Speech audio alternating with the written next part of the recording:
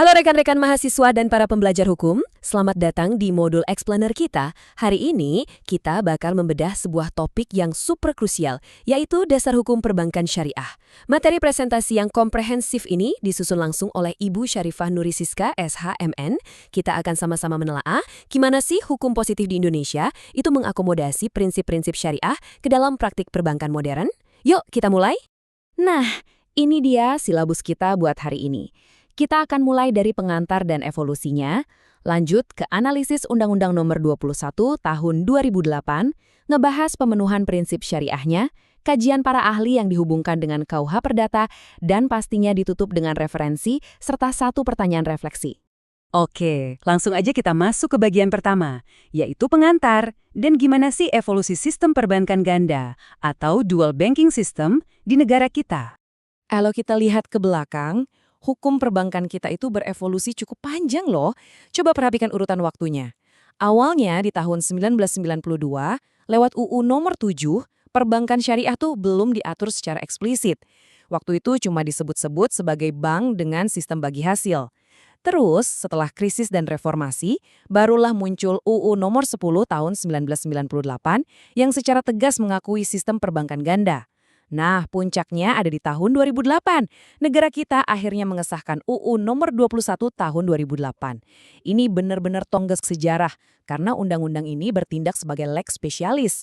Artinya perbankan syariah akhirnya punya payung hukum khusus yang independen, kuat, dan komprehensif. Sekarang, apa sih sebenarnya bedanya sama bank konvensional? Ini bukan sekedar beda nama ya. Secara fundamental, filosofi hukumnya itu beda banget. Bank konvensional itu beroperasi pakai sistem bunga dan tunduk pada hukum komersial umum. Sebaliknya, bank syariah dibangun di atas sistem bagi hasil, harus nyambung langsung sama sektor real. Dan yang paling membedakan adalah ada kewajiban mutlak buat patuh sama hukum dan prinsip-prinsip agama Islam. Jadi, fondasi operasionalnya benar-benar beda 180 derajat. Sip, sekarang kita geser ke bagian kedua. Kita akan menganalisis lebih dalam fondasi hukum utamanya, yaitu Undang-Undang Nomor 21 Tahun 2008. Jantung dari undang-undang ini ada di pasal 2. Pasal ini luar biasa loh, karena secara eksplisit mengintegrasikan aturan larangan agama langsung ke dalam hukum positif nasional kita. Pasal ini menegaskan kalau kegiatan usaha bank syariah itu wajib menghindari unsur riba, maisir, ghorar, dan hal-hal yang diharamkan. Jadi prinsip agama di sini bukan cuma sekedar imbauan moral, teman-teman. Ini punya kekuatan mengikat secara hukum negara. Melanggar prinsip ini berarti melanggar hukum positif. Karena aturannya ketat, makanya pengawasannya juga harus ekstra. Bank syariah itu ibaratnya kena kepatuhan ganda. Mereka nggak cuma diawasi oleh OJK dan Bank Indonesia layaknya bank umum, tapi juga harus tunduk pada pengawasan syariah.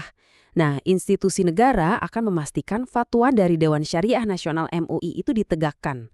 Fatwa-fatwa ini diadopsi ke dalam peraturan OJK, sehingga yang tadinya berdimensi agama berubah wujud jadi regulasi yang punya kekuatan hukum memaksa. Keren kan? Lanjut ke bagian ketiga. Kita akan bedah satu persatu apa aja sih sebenarnya elemen-elemen terlarang yang jadi prinsip dasar syariah tadi. Pertama dan yang paling sering kita dengar, riba.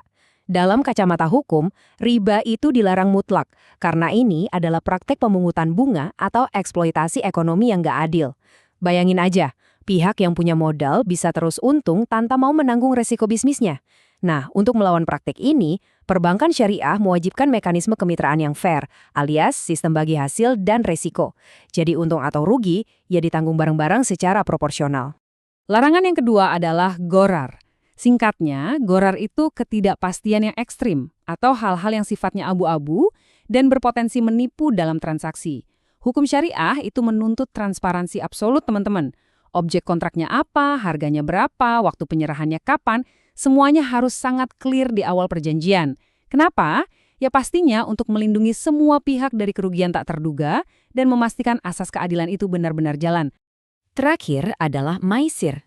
Ini adalah larangan tegas buat segala bentuk perjudian atau spekulasi yang kelewat batas. Dalam perbankan, artinya setiap keuntungan ekonomi itu harus benar-benar terikat pada usaha real yang produktif. Kalian nggak bisa cuma cari untung murni dari tebak-tebakan peluang atau spekulasi pasar semata.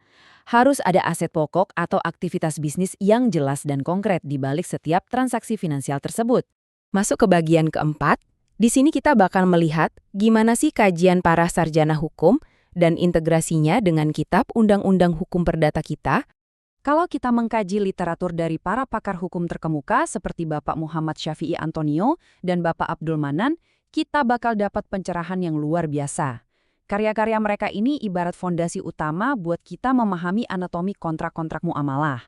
Mereka nekenin banget kalau hukum perbankan syariah itu bukan cuma sekedar nempel label Islam di produk perbankan. Sama sekali bukan.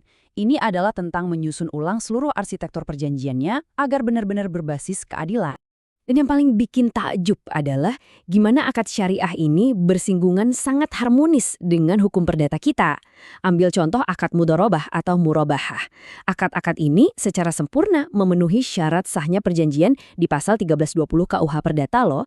Ada kesepakatan, ada kecakapan bertindak, ada objek tertentu yang jelas yang otomatis meniadakan unsur gharar tadi, dan pastinya punya sebab yang halal. Konsep sebab yang halal di KUH Perdata ini benar-benar sejalan dan mengakomodasi prinsip anti riba dan anti maisir dari hukum syariah. Oh ya, satu catatan krusial buat kalian para yuris masa depan soal penyelesaian sengketa.